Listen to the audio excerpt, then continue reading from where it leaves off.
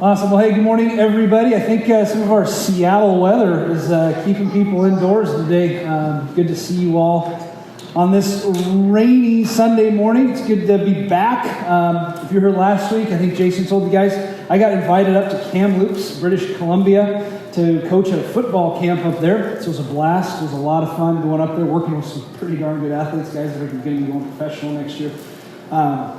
And it was a lot of fun. So I got a couple pictures I just want to show you of a trip from up there. The first one is, this is the football field. So this is where I spent almost all my time. Kamloops, this is a great spot. It's on this plateau. There's a river valley on the other side of those trees, some of the mountains. Kind of like Wenatchee, Boise Bend, if you want to put that in your mind. It was like that. It was a lot of fun. The other thing, before we get to the next one, just to give you a little background, I want to show these next couple pictures. So there's one evening, I was walking along this island park that they have in the middle of the river.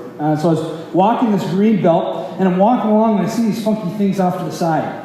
And they're kind of in the bushes, and they start coming out, and they really freaked me out. Okay, so you see the pictures. The pictures don't really do them justice, but I wanted to show you. So, okay, these things, let me tell you, if you look at our water jug back there, these squirrels were as big as the water jug or bigger. Okay, they're like mutant squirrels. They talk like squirrels, if you're well-versed in squirrel language. They look like squirrels. They have tails like squirrels, but they're giant. They're like squirrels on steroids. And they want to come right up to you, and they want to, it really freaked me out. And then one of them almost got hit by a truck, and this whole deal. It was like, I just felt this appropriate to share this morning, because SweetLife, we need to be in prayer. There are mutant squirrels in our world, and we need to be praying about that. So anyway, it was wild. So I had another cool experience while I was there. I don't know if you guys have ever had this before, but have you ever had something that happens during your week that was exactly what maybe the message was about on Sunday, or a conversation that you had, or something you felt in prayer, or something that came up in a Bible study or a life group, and then it exactly happens that week? I had this experience. So I'm out on that football field, and I'm coaching the linebackers, and I've got 12 of them around me. Now, when I coach, I have these cliches and different phrases that I always use and become habit. And so I'm with these linebackers, and we're doing this drill, I'm trying to coach them. Guys, look, if there is a big hole or a big space or a big gap, that means they're trying to run the ball through that place, which means you need to go tackle the person with the ball. That's how this thing works. And so the last two schools I've been at Catholic schools, so I've been able to use biblical language. And so the way I say it is, look, hey, if the Red Sea opens, if the Red Sea parts, you need to be Moses and step up into it, okay? So I'll yell at my linebackers in practice to be Moses. Be Moses, be Moses. And they all know what that means. Oh, that means Coach Crichton's telling me I need to go step up into the hole and tackle the person with the ball. Right? So I'm out on this field in Canada, and I start yelling at these guys to be Moses. Be Moses, be Moses. And they all stop the drill, and they look at me really funny. What are you talking about? Be Moses? Right? I'm like, yeah, be Moses. They have no clue. And so I said, like Moses, the Bible. Crickets. So, Moses, Red Sea, they part, Pharaoh, Egyptians, all that stuff. Blank stares. They had no idea. None of those 12 guys had any idea who Moses was. And so in that moment, I got to talk about the Bible. I got to talk about Moses' faithfulness, and I got to talk about God's power of parting an ocean. In the middle of that football drill. That was in the morning practice. In the afternoon practice, we all get together, and one of the guys says, Coach, are you some kind of preacher man? I was like, well, actually, yeah. So, and then one of the other guys said, well, how did you do that? I got to share my story with those linebackers that are on the football field of how I ended up getting through that and who God is to me and stuff like that. The week before this happened, we talked about how Jesus was saying in the Great Commission, look, as you're going about normal life, just make gospel part of the conversation. It's just going to be normal. And then on the day that this happened, Jason was talking about, look, you need to be ready to share your story. It doesn't need to be some polished thing, but you need to be ready to talk about your encounter with Jesus. And this happened. See, we've been in a series in May talking about how can we be useful in the kingdom of God? How can we share and live this faith that we profess and that we take ownership of? And so last week, Jason took us on he said, look, we need to share our story. We talked about Paul writing to the Galatian church, where Paul says, look, this is how I received the gospel. This is how I received it. And this was my wild encounter with Jesus. And Jason said, look, but guys, this doesn't need to be some thesis, master's thesis, or doctorate dissertation, or some crazy polished thing. This just needs to be you being you, talking about your story with Jesus. You need to share that. And so we've looked at things. We talked about Romans a couple weeks ago where Paul says, look, how are people going to hear if no one tells them? Who is going to be the one to go to them? And we said, we are. You and I are the ones that are going to go to them. It's the Great Commission as we're going about normal life.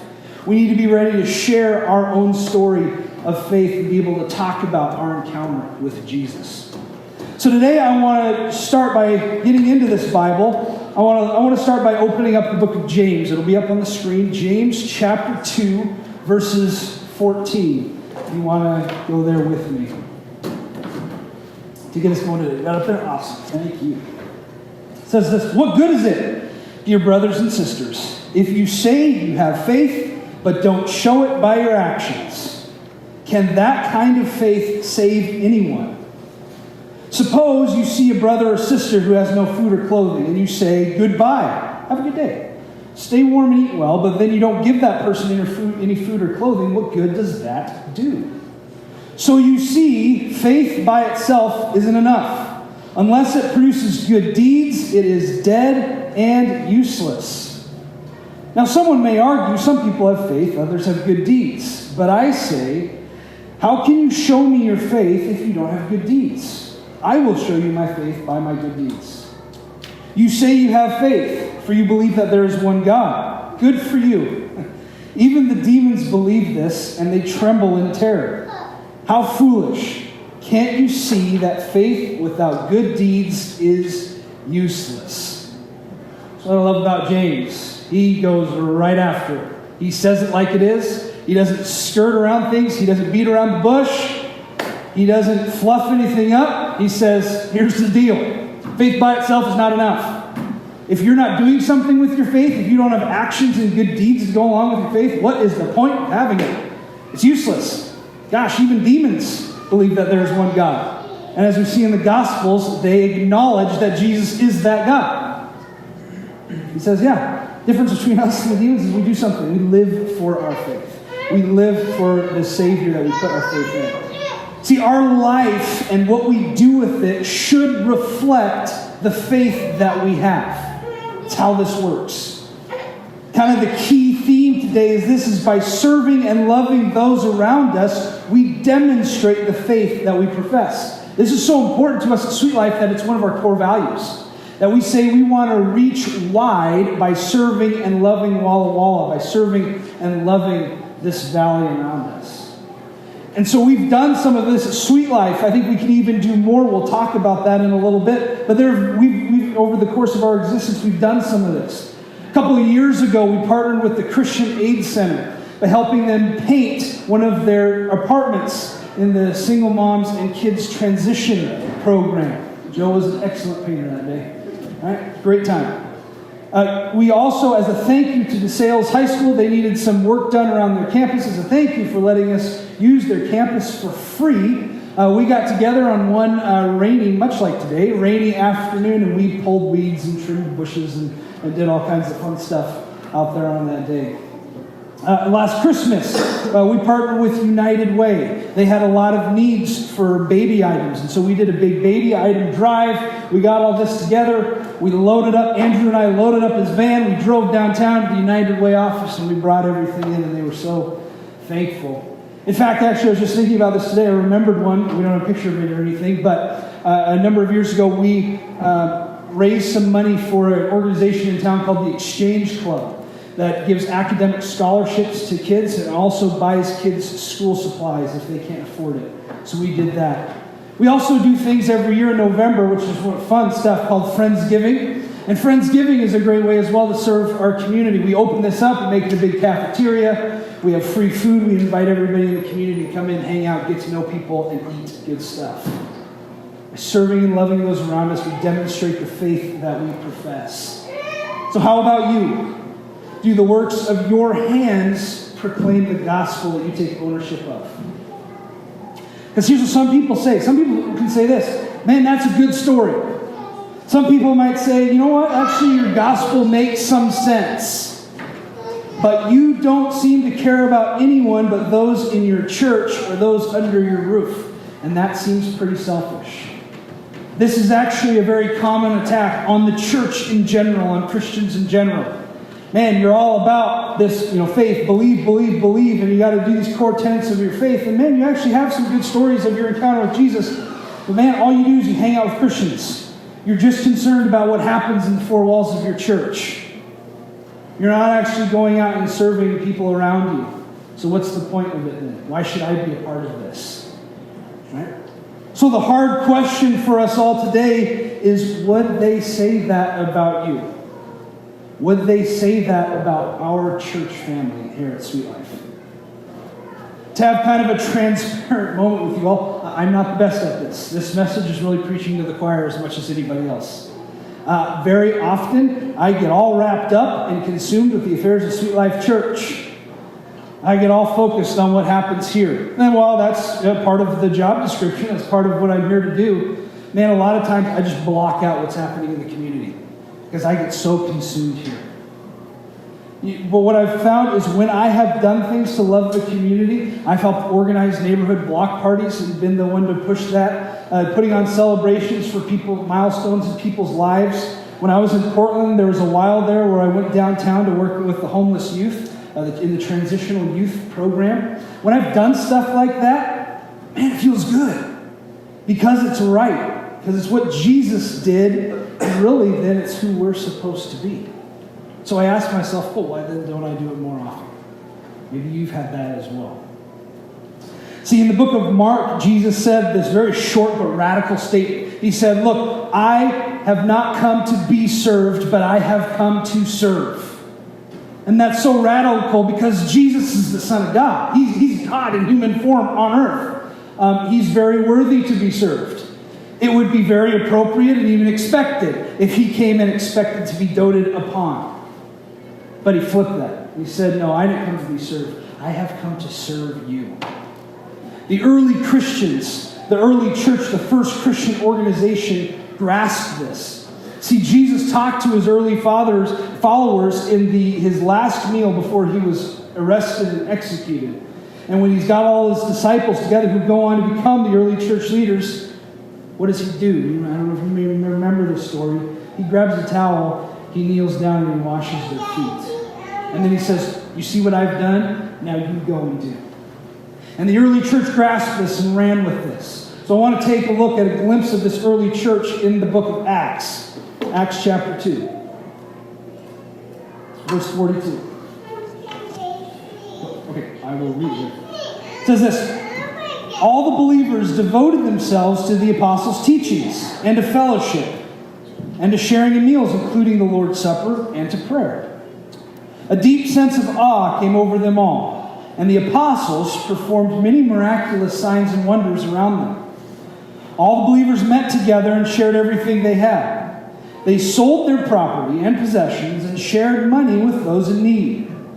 They worshiped together at the temple each day. They met in homes and shared their meals with great joy and with great generosity, all the while praising God and enjoying the goodwill of all the people around them. And each day the Lord added to their fellowship those who were being saved. See, the early church grasped this. They said, hey, look, there are a couple of key things that we need to do. We need to take time to worship, just like we did this morning. We need to take time to get into the scriptures and really learn stuff like we're doing right now. We need to do things like communion that we're going to do here in a little bit. We need to meet together and do things together in each other's homes. We have small groups all throughout the week. But then they also recognized, man, we are tied with our community. We are connected with our community. We're intertwined with our community. Christ told us to serve it, and so they did. They shared with those in need. They enjoyed the goodwill of the people because the community said, wow, these people, they love us. They want to take care of us. And that's a cool thing. And so they were well respected in their community. Early Catholicism had this idea of what's called the parish mindset, where they would say, they build a church building, Catholic church building, they say, this is where we have our gathering, we do our weekly services or whatnot, but really we're called to this greater mission field. that our area of influence that God has called us to is the area of the people around us. That really is our church. In fact, Louisiana, which was started as a Catholic community, they don't have counties. They're still called parishes because of this idea. Yeah, you have your church for a weekly service, but we are called to be missionaries in this area, and that's who we're called to serve. And so thinking about that as SweetLife, if we're saying a SweetLife church, and this building isn't SweetLife Church, this is where we happen to meet. SweetLife Church is us, it's you and me, it's the people that make it up. And so what are some ways then that just like the early church, we can grasp this and we can run forward with this? Just a couple things to think about. As individuals, I think a great place to start is realize, I'm assuming most of you live around other people.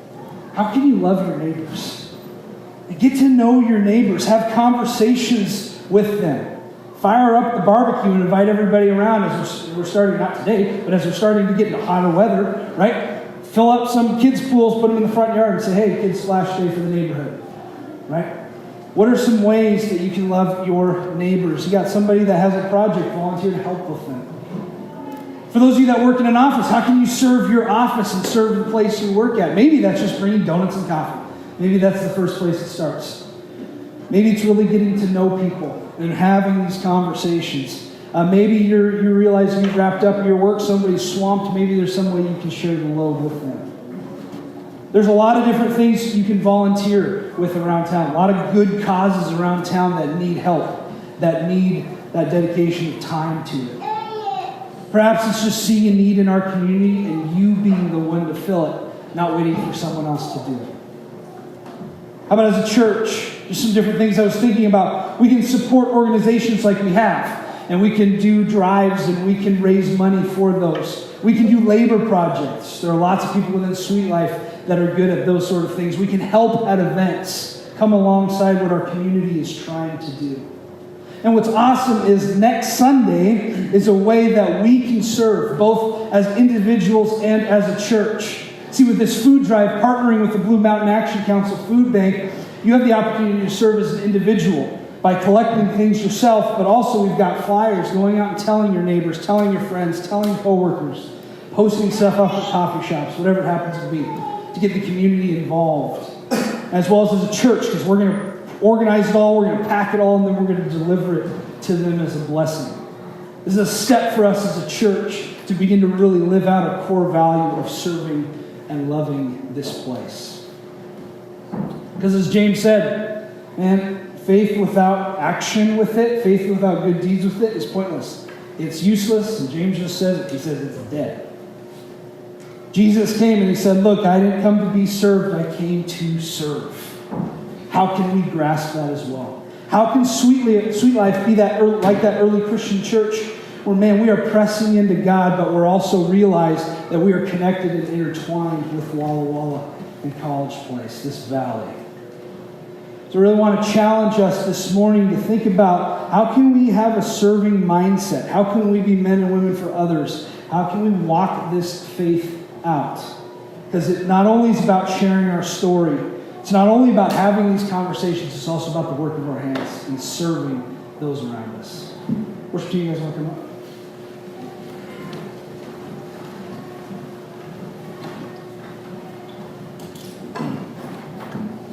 We're gonna have this next moment to really ask ourselves those hard questions, myself included. What would they say about me? What would they say about you? What would they say about this church family? Are we people that are just totally consumed with what happens here, that we block out what's happening in our community? Or are we people that are running forward with that mantle that Christ passed to us of we didn't come to be served, we came to serve? And how can we do that as individuals and as a church? And so we're going to take some time during this next song. We're going to have a time of communion. And this is really our moment when we look at Jesus and we say, man, not only did he serve, but he sacrificed as well. And thinking about that, I want you to ask yourself, how does that change me? How does how he lived and who he was change how I and this church can love this place, this mission field that Christ has called us to? So during this next song, as we're thinking about that and praying about that, we've got communion in the back there. We've got bread back there that represents his body that was broken for you. and the juice that represents his blood that was shed for you. And so during this next song, if you would like to, you can go back on your own and you can grab that and you can take that back there, bring it back to your seat and take that. But while you do that, I really want to challenge you to be thinking about this. Man, the one who gave it all for me and for this world, as a servant, how can I take that and run with it and demonstrate my faith by serving and loving those around me as well? I'm going to pray and let's go into worship here. God, I just pray during this next moment here this morning, God, that you would really convict us, really cause us to look at our own life and look at ourselves as a church. Lord, we see you as the great model of serving other people by living out this faith. God, I pray that you would give us that passion and that boldness and that courage to do the same thing. Would you just give us eyes to see needs around us, and would you give us an enlarged heart to love those, even when it's hard to love, to be more and more like you.